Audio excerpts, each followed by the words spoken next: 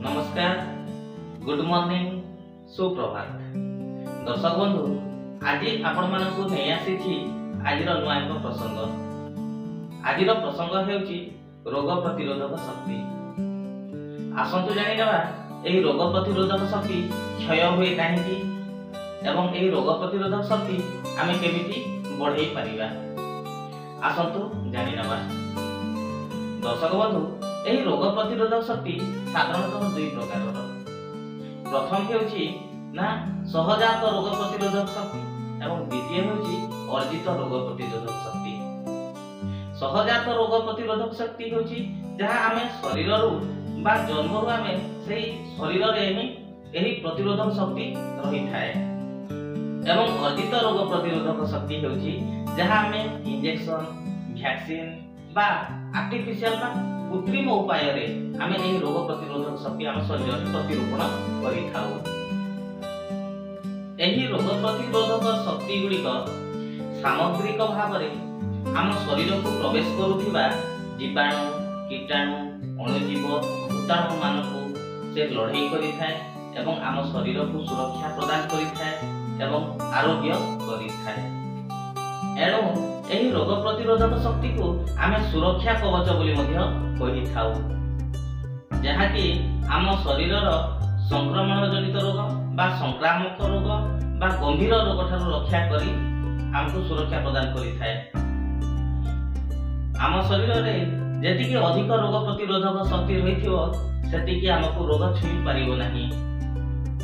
दर्शक बंधु, आसंतु जानि नेबा एही रोग प्रतिरोधक शक्ति आम शरीर रे कमी थाए काहेकि। जदि आम शरीर रे रक्त रे थिबा WBC, ल्यूकोसाइट, प्लेटलेट इत्यादि रे जदि कम होई थाए बा असंतुलन होई थाए सेते बेले एही आम रोग प्रतिरोधक शक्ति कमी जाय थाए। अथवा आम शरीर रे जदि विभिन्न प्रकार विटामिन र परिमाण कमी थाए ताहिले मध्य रोग प्रतिरोधक शक्ति कमी थाए। परवर्ती होछि जदि आम शरीरटी बारंबार रोग द्वारा संक्रमित होई थाए किंबा जीवाणु, कीटाणु, अणुजीव, भूताणु गुड़िकर संक्रमण बारंबार लागि थाए ताहिले मध्य आम शरीरर रोग प्रतिरोधक शक्ति कमी थाए।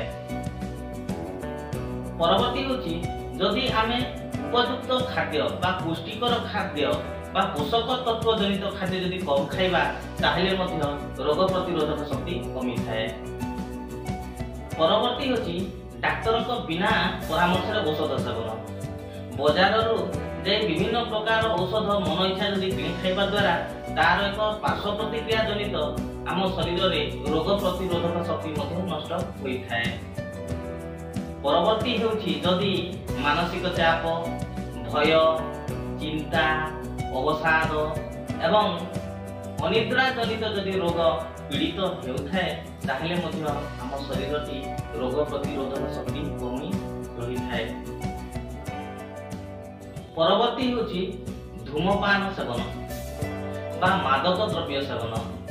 जदि तमाकू, धूमपान, मादक द्रव्य जदि जणे व्यक्ति सेवन करुथांती ताहिले मध्य एही आम रोग प्रतिरोधक शक्ति कमी जिबार संभावना देखा दैथाए। परवर्ती होछि सुख निद्रार अभाव। जणे व्यक्ति अति कम रे दिन को 7 रु 8 घंटा जदि न सुअंती ताहिले बा सुख निद्रार अभाव रहिबे ताहिले रोग प्रतिरोधक शक्ति क्षमता कमी रही थाए। दर्शक बंधु, आसंतु जानि नेबा एही रोग प्रतिरोधक शक्ति आम शरीरर आमे बढ़ेबा केमिति बा एही रोग प्रतिरोधक शक्ति बढ़ेबार किछि सहज उपाय गुड़िक कोन कोन। प्रथमतः हेउछि संतुलित जीवन शैली शरीरर रोग प्रतिरोधक शक्ति वृद्धि करिथाए। परवर्ती होछि इम्यूनिटी बा एही रोग प्रतिरोधक शक्ति बढ़ाइबा पई सबुज पनिपरिबा बा संतुलित खाद्य खाइबा नितांत आवश्यक। परवर्ती होछि सुख निद्रा पई दिन को अन्यून 7 रु 8 घंटा विश्राम नेबा बा सोइबा। परवर्ती होछि नीति व्यायाम, ଯୋଗ ପ୍ରାଣାୟାମ ବା ଆମ ଶରୀରର ଓଜନକୁ ନିୟନ୍ତ୍ରଣ ଜନିତ ଟିକେ ଧ୍ୟାନ ଦେବା ଯୋଗୁଁ ମଧ୍ୟ ଆମ ଶରୀରର ରୋଗ ପ୍ରତିରୋଧକ ଶକ୍ତି ବୃଦ୍ଧି ହୋଇଥାଏ। ଦର୍ଶକ ବନ୍ଧୁ, ଏତଦ୍ ବ୍ୟତୀତ ଆମ ଚିକିତ୍ସା ବିଜ୍ଞାନରେ ବା ଏଲୋପାଥି ସିଷ୍ଟମ ଅଫ ମେଡିସିନ ଅନୁସାରେ ବିଶିଷ୍ଟ ଚିକିତ୍ସକ ମାନେ କିଛି ଭିଟାମିନ୍ ବା ସପ୍ଲିମେଣ୍ଟ ପ୍ରେସ୍କ୍ରାଇବ୍ କରିଥାନ୍ତି। କିଛି ଭିଟାମିନ୍ ଓ ସପ୍ଲିମେଣ୍ଟ ମଧ୍ୟରୁ amino acid, vitamin C, vitamin D, vitamin A, antioxidant, amino acid, omega 3s ଭଳି ଏମିତି ବିଭିନ୍ନ ପ୍ରକାର ସପ୍ଲିମେଣ୍ଟ ଗୁଡ଼ିକ ବିଶିଷ୍ଟ ଚିକିତ୍ସକ ମାନେ ପରାମର୍ଶ ଦେଇଥାନ୍ତି। ଦର୍ଶକ ବନ୍ଧୁ, ସ୍ୱାସ୍ଥ୍ୟ ହିଁ ସମ୍ପଦ। ସଚେତନ ହେବା ଏବଂ ସୁସ୍ଥ ରହିବା। ତେଣୁ ଆମ ଶରୀରକୁ ସଦାସର୍ବଦା ମେଣ୍ଟେନ୍ କରି ରଖିବା ବା ରୋଗ ପ୍ରତିରୋଧକ ଶକ୍ତିକୁ ଆମେ ଠିକ୍ ମେଣ୍ଟେନ୍ କରି ରଖିବା ଦ୍ୱାରା ଆମର ରୋଗ ଆଉ କେବେ ହେବ ନାହିଁ ଏବଂ ଆମେ ସୁସ୍ଥ ଜୀବନଯାପନ କରିପାରିବା। ଆଜିର ଭିଡ଼ିଓଟି ଆପଣମାନଙ୍କୁ କେମିତି ଲାଗିଲା ନିଶ୍ଚିତରେ ମତାମତ ଦେବେ। ସାଙ୍ଗସାଥୀ ଗଣରେ ସେୟାର କରିବେ, ଲାଇକ୍ କରିବା ଏବଂ ସବସ୍କ୍ରାଇବ୍ କରିବା ଜମାରୁ ଭୁଲିବେ ନାହିଁ। ଆଜି ପାଇଁ ଏତିକି। ଧନ୍ୟବାଦ। ପୁଣି ଦେଖା ହେବ ଆଉ ଗୋଟେ ଏପିସୋଡରେ। ଧନ୍ୟବାଦ।